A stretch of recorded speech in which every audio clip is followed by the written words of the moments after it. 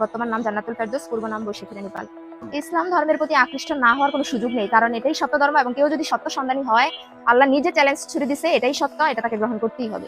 সম্প্রতি সামাজিক যোগাযোগ মাধ্যমে আলোচনার কেন্দ্রবিন্দুতে উঠে এসেছেন সনাতন ধর্মাবলম্বী এক তরুণী বৈশাখী রানী পাল।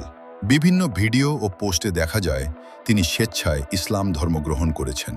জানা যায় দীর্ঘদিন ধরে ইসলাম ধর্ম সম্পর্কে জানার আগ্রহ থেকেই তিনি বিভিন্ন বই পড়েন এবং ইসলামী শিক্ষার বিষয়ে জানতে শুরু করেন।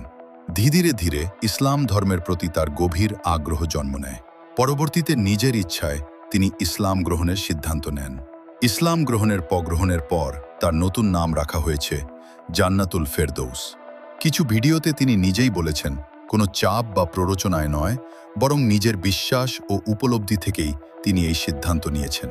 তার এই সিদ্ধান্তকে অনেকেই ব্যক্তিগত বিশ্বাস ও ধর্মীয় স্বাধীনতার উদাহরণ হিসেবে দেখছেন। সামাজিক মাধ্যমে অনেকেই তার নতুন জীবনের জন্য শুভকামনা জানিয়েছেন। বাংলাদেশ একটি সাম্প্রদায়িক সম্প্রীতির দেশ। এখানে প্রত্যেক নাগরিকের নিজের ধর্ম পালনের স্বাধীনতা রয়েছে। তাই অনেকেই মনে করছেন একজন মানুষের ব্যক্তিগত বিশ্বাস ও সিদ্ধান্তকে সম্মান জানানোই হওয়া উচিত সবার দায়িত্ব। সব মিলিয়ে বৈশাখী রানী পালের ইসলাম গ্রহণের ঘটনা সামাজিক মাধ্যমে ইতিবাচক আলোচনার জন্ম দিয়েছে এবং অনেকেই তার নতুন জীবনের জন্য শুভকামনা জানাচ্ছেন।